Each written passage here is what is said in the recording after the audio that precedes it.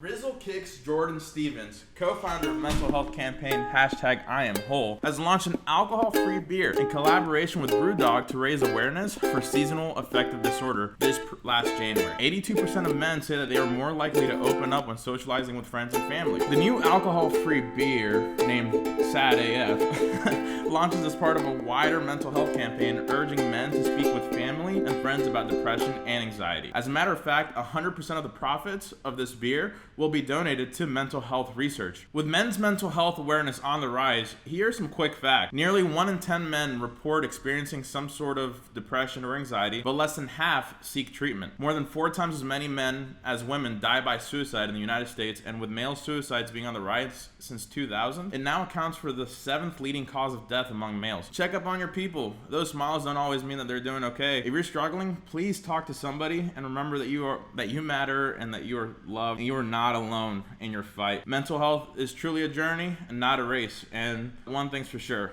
we're happy you are here. Happy Monday. It's March 21st, 2022. And whether you're tuning in the day that this drops or any other day, it's another day to be thankful to being on the right side of the ground. Welcome back. Thank you for making time for today's episode to join myself and all the other modern believers out there. Go get my coffee. Gotta get my coffee. Get my coffee. I'm looking forward to enjoying this cup of coffee with you today. Today I'm enjoying Craft and Common from downtown Orlando, Little Mocha, best mocha ever. My name is Eddie, and I am the host of The Modern Believer, and you're probably wondering, who is The Modern Believer? Stay tuned to the end of the episode to find out. Today we are celebrating good news in Indianapolis and North Carolina. If you like the vibe, share it with your tribe, and when you do, tag me on social, follow, subscribe, and the whole shebang. Before we begin though, I encourage you to make that phone call, send that text, forgive that person, tell them that you love them, tell them that you've missed them, let go of that grudge, don't take any of it for granted, and let's together show more kindness in our world because tomorrow isn't promised. Let's begin.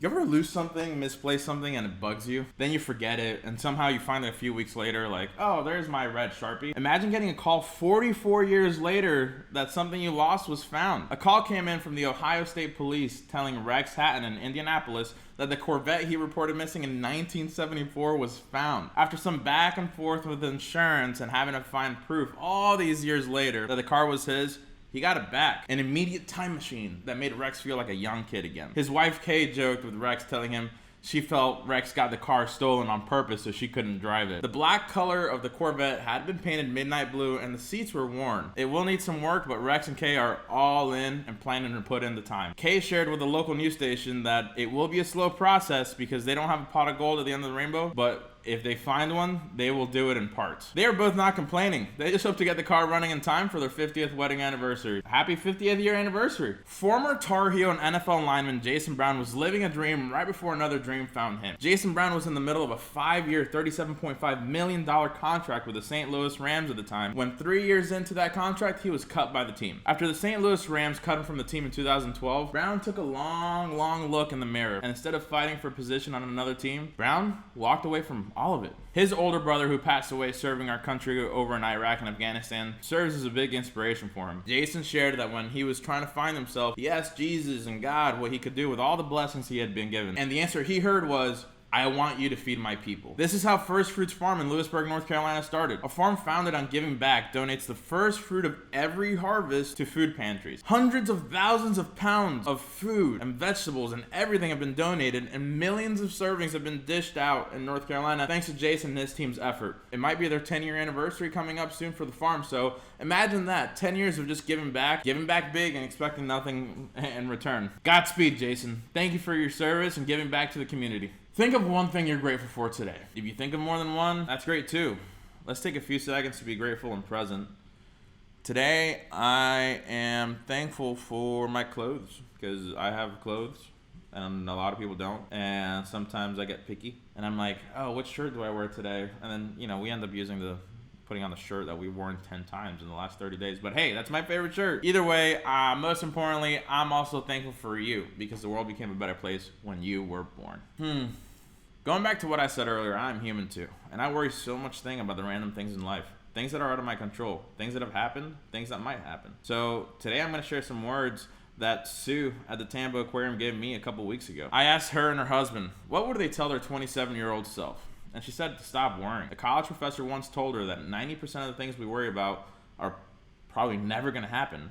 And the 10% that do are completely out of our control. That college professor also told her, which I think is kind of cool, hey, worry 1 hour a week, Thursdays, 5 to 6. That's all the worrying time you have. So the professor added, and Sue also said, hey, life is too beautiful to worry. I find myself asking this question a lot to older people with grandkids that have that wisdom and just honestly more time on this earth than I do. And that's one of the questions, or that's one of the answers to that question that comes up the most often. Not worry.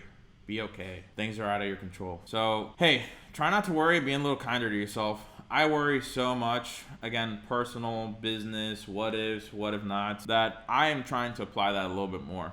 So maybe, just maybe, let's get some of our time back by stop worrying about the things that have happened, the uncontrollable, and try our best to put our foot forward every day. Yo, anything cool going on at your company, organization, community, anything like that you want to let the world know, please share it with me. Please send me good news. I want to share the good news with the people of this earth. So who is the modern believer? Question of the day. Question of every podcast episode. It's you.